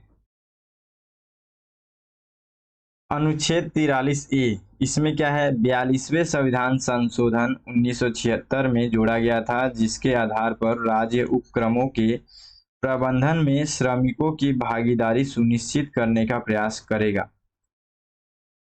तो ये 43 ए है, 42वां संविधान संशोधन। देखिए संशोधन करके इसको जोड़ा गया था, तो ये इंपॉर्टेंट है। इसमें श्रमिकों की भागीदारी को सुनिश्चित करने के लिए राज्यों को अच्छे से समझाया गया है, तो ये इंपॉर्टेंट है। ये भी मोस्ट इंपॉर्टेंट है 45, 14 साल से कम उम्र के बच्चे के लिए क्या है, अनिवार्य शिक्षा का प्रावधान करेगा। कौन करेगा, राज्य करेगा। ठीक है, तो ये दोनों जो है वो राज्य को निर्देश देती है कि श्रमिकों के लिए सभी की समान भागीदारी सुनिश्चित हो, बच्चे लोगों को अनिवार्य रूप से शिक्षा प्राप्त हो, 14 साल से कम के बच्चों को। तो ये 43 और 45 याद रखेंगे। चलिए लास्ट है, सब इंपॉर्टेंट, एक एक चीजें इंपॉर्टेंट है इसलिए समय लग रहा है। ठीक है, जितना आप देर तक बैठे हैं, मैं तो कितना समय से आपके लिए बना भी रहा हूँ, फिर बैठा भी हुआ हूँ और आपको बता भी रहा हूँ, तो ये सब मुश्किल काम है। ठीक है, ऐसा लग रहा है कि मैं आपको इतने समय तक इतना लंबा वीडियो बना दिया, लेकिन मैं खुद भी मतलब समझ रहे हैं, मेरा भी मतलब मैं भी थक गया हूँ उस तरीके से, लेकिन दोनों साथ में अगर धैर्य रख के पढ़ेंगे समझेंगे तो जरूर आगे बढ़ सकते हैं। ठीक है, बिल्कुल धैर्य रखिए, इंपॉर्टेंट चीजें इसलिए हम लोग इसमें समय दे रहे हैं, और आगे अभी हम लोग प्रश्न देखेंगे तो और अच्छा लगेगा। चलिए देखते हैं इसमें, यहाँ पे बालक एवं किशोर श्रम प्रतिषेध अधिनियम 1986, बालक एवं किशोर श्रम बल हो गए श्रम प्रतिषेध। ठीक है, श्रम प्रतिषेध अधिनियम 1986, तो इसमें 1986 जो ये अधिनियम है, इसमें संशोधन किया गया और 2016 में, मतलब 2016 में इसको संशोधन किया गया और कुछ चेंजेस किए गए। अब यहाँ पे इसमें कुल 4 भाग हैं और 26 धाराएं हैं। ये इंपॉर्टेंट नहीं है, इंपॉर्टेंट ये है कि उसका संशोधन हुआ है, और ये सन जो है, ये सन और ये सन याद रखना है। और इसके अंतर्गत अब क्या संशोधन किया गया है, तो नया क्या है इसमें देखिए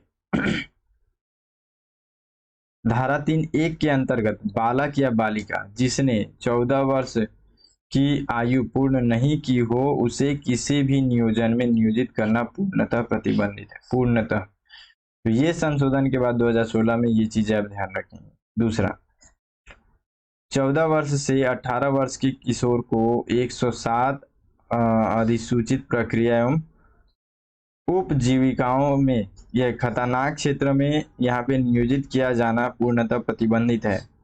देखिए प्रश्न एक आ सकता है, ध्यान रखिएगा कि यहाँ पे बोला गया खतरनाक क्षेत्र, तो खतरनाक क्षेत्र में क्या क्या आएगा। आपको सिंपल सा एक लॉजिक बता रहा हूँ, उससे भी आपको समझ में आ जाएगा। यदि कोई भी चीज जहाँ पे आग से संबंधित काम हो रहा होगा वो आपके टॉपिक में आया, तो वो आप समझ लेना कि बच्चे लोगों के लिए खतरनाक है, वहां पे काम करना प्रतिबंधित लगाया गया, ये वाला जो मैं बता रहा हूँ।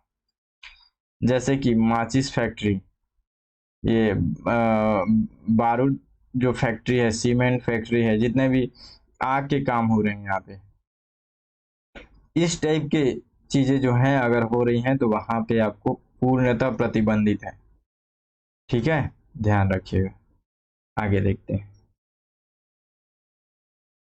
श्रमिकों के, यहाँ पे देखिए इनके जो बाल जो श्रमिक हैं, यानी कि एक तरीके से उनका कहीं ना कहीं बाल श्रम जो है उनका एक तरीके से दुरुपयोग हो रहा है। यानी बच्चे लोगों का अगर यहाँ पे कहीं पे भी ऐसे लोग इन्वॉल्व हैं जो कि 14 वर्ष से कम हैं, उनके लिए कुछ टोल फ्री नंबर भी है, हो सकता है यहाँ से भी प्रश्न बने। और एक मजेदार प्रश्न मैं खुद भी बनाया हूँ, आपको आगे हम लोग प्रश्न जब करेंगे तब बताऊंगा। तो देखिए यहाँ पे अगर बाल श्रम नियोजन की अगर शिकायत आपको किसी को देना है, शिकायत करना है, तो उसके लिए आपको यहाँ पे सरकार के द्वारा टोल फ्री नंबर यहाँ पे रखा गया है, बनाया गया है। ठीक है, 1800-233-2197। ठीक है, एक और यहाँ पे है 1098। ठीक है, तो इस तरीके का कहीं पे भी आपको इस तरीके का कहीं भी दिखता है बाल श्रम नियोजन, तो आप वहाँ पे कॉल कर सकते हैं इस नंबर पे, और कॉल करके आप यहाँ पे जानकारी दे सकते हैं, उनको बता सकते हैं। ठीक है, उसके बाद से एक और अलग से यहाँ पे प्रावधान किया गया है, सभी जिलों में कलेक्टर की अध्यक्षता में राष्ट्रीय बाल श्रम नियोजन की समिति यहाँ पे जो है उसको गठन करने का यहाँ पे बात बताया गया है। देखिए सभी जिलों में अध्यक्षता के रूप में यहाँ पे कलेक्टर रहेंगे, और उन्हीं के लिए यहाँ पे जो है परियोजना जो यहाँ पे बनाई गई है कि एक समिति का गठन किया जाएगा। ठीक है, कलेक्टर की अध्यक्षता में राष्ट्रीय बाल श्रम परियोजना, ये एक परियोजना है। ठीक है, उसके अंतर्गत एक समिति का गठन करेगा। कौन करेगा? ये कलेक्टर की अध्यक्षता में की जाएगी। ठीक है, तो ये भी इसमें एक प्रावधान किया गया है। उसके बाद से देखिए बाल श्रम उन्मूलन के प्रभावी क्रियान्वयन हेतु श्रम एवं रोजगार मंत्रालय भारत सरकार के द्वारा मोस्ट इंपॉर्टेंट है पेंसिल पोर्टल विकसित किया गया है। तो पेंसिल पोर्टल जो है वो किससे संबंधित है? केवल नॉर्मल इस तरीके से प्रश्न बन सकता है, याद रखेंगे बाल श्रम उन्मूलन से संबंधित है ये। ठीक है, चलिए आगे देखते हैं। देखिए एक और मोस्ट इंपॉर्टेंट है ये भी अधिनियम जो है मातृत्व हित लाभ अधिनियम 1961। ठीक है, इस अधिनियम के अंतर्गत मातृत्व हित लाभ हेतु 12 सप्ताह के अवकाश का प्रावधान था, जिसमें 2017 में संशोधित करते हुए 2017 में इसको संशोधित किया गया है। ठीक है, अधिकतम 26 सप्ताह संवैधानिक मातृत्व अवकाश यहाँ पे कर दिया गया है। मैं आपको समझाऊंगा, पहले एक बार पूरा पढ़ लेते हैं। पूर्व में क्या था? अधिनियम के अनुसार संभावित प्रसव तिथि से 6 सप्ताह पूर्व अवकाश यहाँ पे मिलता था, जिसमें अभी क्या किया है 2017 में इसको संशोधित करते हुए 8 सप्ताह पूर्व कर दिया गया है। सबसे पहले मैं आपको एकदम मतलब शुरुआत से इसको मैं कैसे बता रहा हूँ, देखिए मतलब व्यवहारिक तरीके से मैं इसको समझाने की कोशिश करता हूँ। सबसे पहले तो ये जो थोड़ा सा इसको मैं यहाँ से कोशिश करता हूँ बताने का। सबसे पहले देखेंगे कि अगर कोई कारखाना है तो उस कारखाना में ये रूल कैसे लागू होगा। सबसे पहला मेन चीज हम लोग यहाँ पे ये देखते हैं। ठीक है, तो अगर कोई कारखाना है, उस कारखाना में 10 या 10 से अधिक, यानी कि 10 से अधिक मान लीजिए ये कारखाना है, इसमें 10 से अधिक यदि श्रमिक काम कर रहे हैं, ठीक है, यहाँ पे कर्मचारी जो काम कर रहे हैं इससे अधिक हैं, एबव हैं, तो फिर यहाँ पे ये रूल लागू होगा। सबसे पहला। दूसरा यहाँ पे ये है कि यहाँ पे देखिए आप, कोई भी कर्मचारी जो है यहाँ पे महिला कर्मचारी, सबसे पहले तो हम लोग देख लिए कि किस कंपनी पे लागू होगा। इंपॉर्टेंट है इसलिए मैं आपको बहुत आराम से बता रहा हूँ। सबसे पहला 10 से अधिक अगर वहां पे व्यक्ति काम कर रहे हैं तो वो उसके ऊपर ये जो अधिनियम है लागू होगा, पहला। दूसरा कंडीशन कि अगर इसमें कोई महिला कर्मचारी है तो वो महिला कर्मचारी जो है कम से कम साल भर की काम की हुई हो वहां पे। ठीक है, 12 महीने साल भर वहां पे काम की हुई हो, तब जाकर के एक तरीके से वो जो महिला है वो यहाँ पे एलिजिबल होगी। ठीक है, देखिए इस अधिनियम के अंतर्गत वे महिला या महिला श्रमिक कर्मचारी सम्मिलित है जो कि जैविक माता, सबसे पहले ये बायोलॉजिकल माता, जो पिछले 12 महीने से कम 80 दिन कार्य किया हो।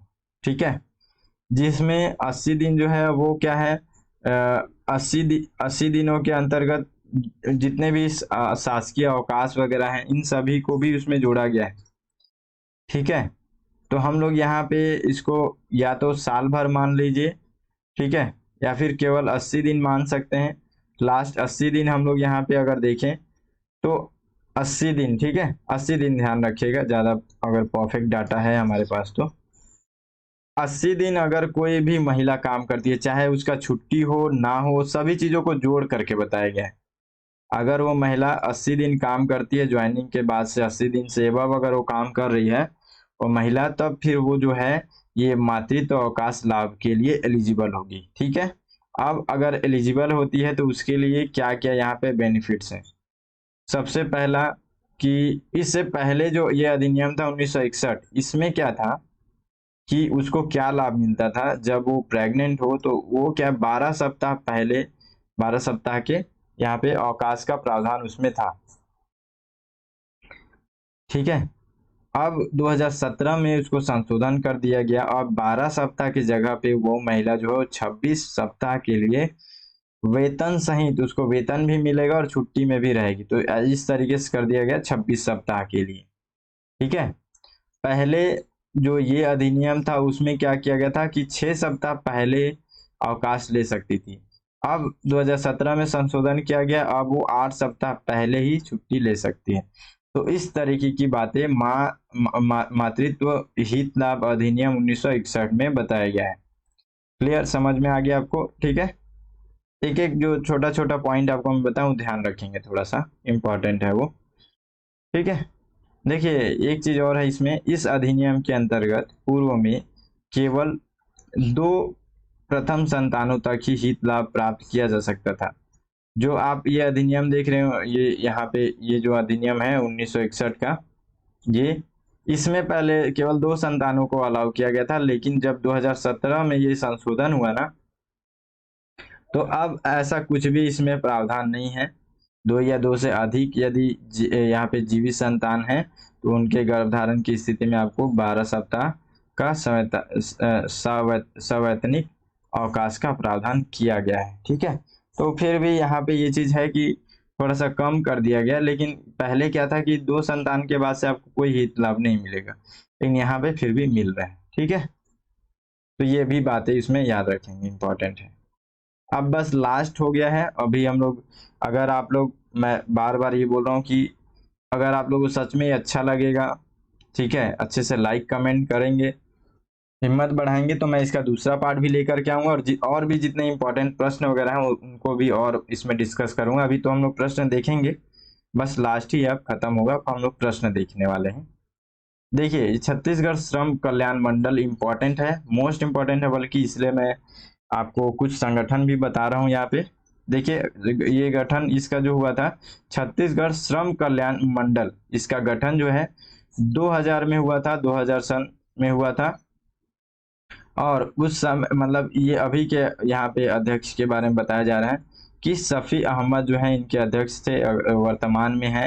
अगर आपको ज़्यादातर वर्तमान से अगर पूछे तो मैं ज़्यादातर देखा हूँ इसमें कि सन पूछता है। ठीक है, छत्तीसगढ़ श्रम कल्याण मंडल, तो इसीलिए थोड़ा सा ध्यान रखेंगे कि इसी तरीके से प्रश्न बनेगा कि छत्तीसगढ़ श्रम कल्याण मंडल की स्थापना कब हुई, या फिर बहुत सारे ऐसे संगठन दे देगा और इधर डेट दे देगा, समझ रहे हैं? तो इसलिए ज़्यादा कन्फ्यूजन ना हो बोल करके मैं बहुत कम कंटेंट रखा हूँ, जो इम्पोर्टेंट है वही रखा हूँ। ठीक है, छत्तीसगढ़ श्रम कल्याण निधि अधिनियम 1982 के अंतर्गत जो है इसको यहाँ पे बनाया गया है। ठीक है, थोड़ा सा ध्यान रखेंगे, 3 चीज़ें 2000 में बनाया गया था इसको, सन 2000 में, और इसमें ये सफ़ी अहमद जो हैं इनके अध्यक्ष हैं, और ये अधिनियम 1982 के अंतर्गत मतलब इसका गठन किया गया है। ठीक है, ठीक है, आगे देखते हैं। इसमें देखिए थोड़ा बहुत ये बातें हैं कि जैसे ये जो श्रमिक है ना, श्रमिकों के लिए एक निधि बनाया जाएगा, और उन निधियों को फिर आगे चल करके इन्हीं की कल्याण के लिए एक तरीके से योजनाएं वगैरह बनाए जाएंगे, कार्यक्रम किए जाएंगे, तो वो सब इम्पोर्टेंट नहीं, इसलिए मैं आपको नहीं बता रहा हूँ। आगे देखते हैं, प्रथम राष्ट्रीय श्रम आयोग। ठीक है, प्रथम राष्ट्रीय श्रम आयोग है, इसके बारे में देखिए, ये भारत भारत की एक सांविधिक संस्था है, ठीक है, संवैधानिक नहीं है, याद रखिए, संविधान के अंतर्गत नहीं बनाया गया है, सांविधिक यानी कि संविधान से अलग हट करके बनाया गया है, ठीक है, संविधान में नहीं था ये, ठीक, अलग से उसके लिए अधिनियम ला करके बनाया गया है। तो ये कानून उस तरीके से है। और इसका गठन कब किया गया था? 1966 में। मोस्ट इंपॉर्टेंट है, याद रखिएगा, प्रथम राष्ट्रीय श्रम आयोग। और किनकी अध्यक्षता में इसको बनाया गया था? तो पी.वी. गजेंद्र डकर, ठीक है, गजेंद्र डकर तरीके से नाम है, गजेंद्र डकर, इनकी अध्यक्षता में इसको बनाया गया था। तो ये थोड़ा सा ध्यान रखेंगे, सांविधिक संस्था है और इसको 1966 में बनाया गया था। चलिए आगे देखते हैं।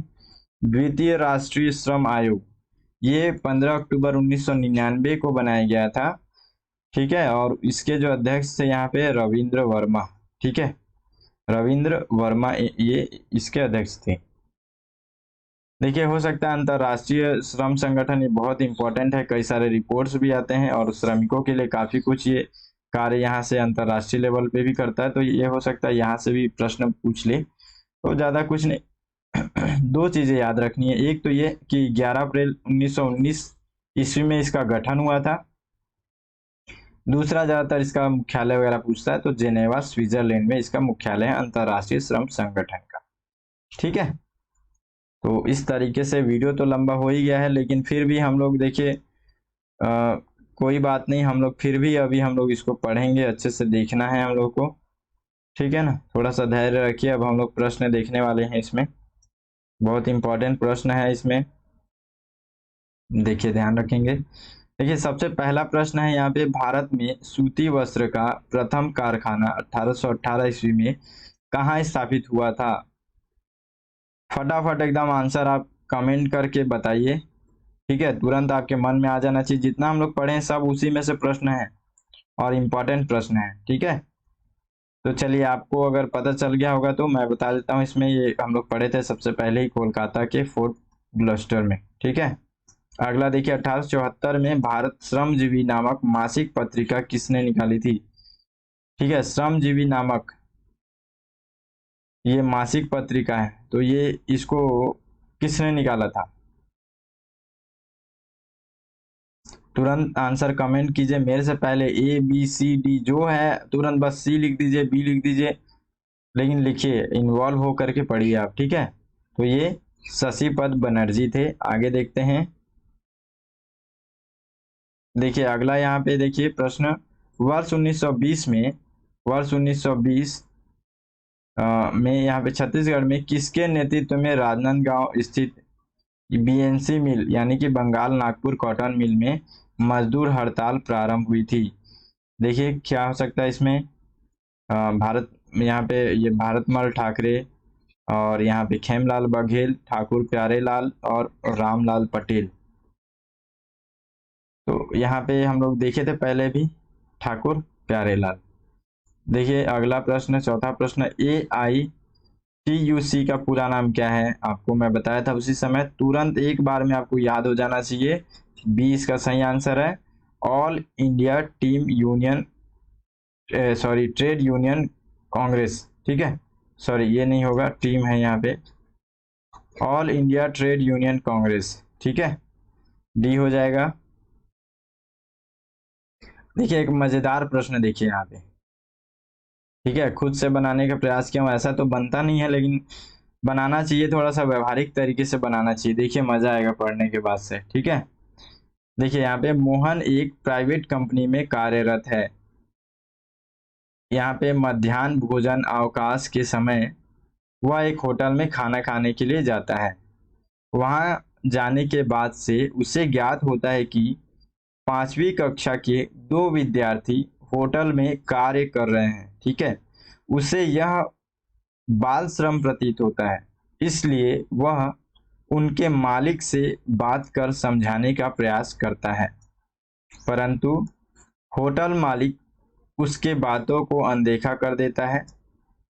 मोहन हार नहीं मानता और वह बाल श्रम विभाग में शिकायत करने के लिए चाइल्ड हेल्पलाइन नंबर डायल करता है, परंतु उसे केवल अंतिम के 2 नंबर 98 ठीक है, 4 नंबर होता है जिसमें से अंतिम का 2 नंबर याद है, 2 नंबर उसको याद नहीं है। ठीक है, तो यहाँ पे बोल रहा है कि परंतु उसे केवल अंतिम के 2 नंबर ही याद हैं। वह अपने मित्र जो कि श्रम निरीक्षक 2023 की गंभीर रूप से तैयारी कर रहा है उससे सहायता लेने का प्रयास करता है। और यहाँ पे प्रयास करता है, उसका मित्र उसे प्रथम 2 नंबर निम्न में से कौन सा बताएगा जिससे कि मोहन सफलतापूर्वक बाल श्रम विभाग में शिकायत कर सके। ठीक है, तो इस तरीके से व्यवहारिक तरीके से लेकर के उसको मैं बनाने की कोशिश किया हूँ। थोड़ा सा अच्छा लगा, लगातार हम लोग दिमाग तो पूरा एकदम कंफ्यूज हो गया होगा पढ़ते पढ़ते। ठीक है, तो मोहन एक यहाँ पे एक कर्मचारी है कंपनी में। ठीक है, खाना खाने के लिए गया वो होटल में, देखा वहाँ बच्चे काम कर रहे हैं, सोचा कि मैनेजर को समझाऊं, मैनेजर नहीं समझा। फिर वो क्या किया कि ठीक है मैनेजर नहीं समझ रहा है, तो वो फिर बाल श्रम विभाग में शिकायत करने के लिए चाइल्ड हेल्पलाइन नंबर थोड़ा बहुत उसको याद था तो सोचा वहाँ कॉल करूँ, लेकिन उसको पूरा याद नहीं आ रहा था, केवल 2 नंबर याद आ रहा था, 2 नंबर याद नहीं आ रहा था।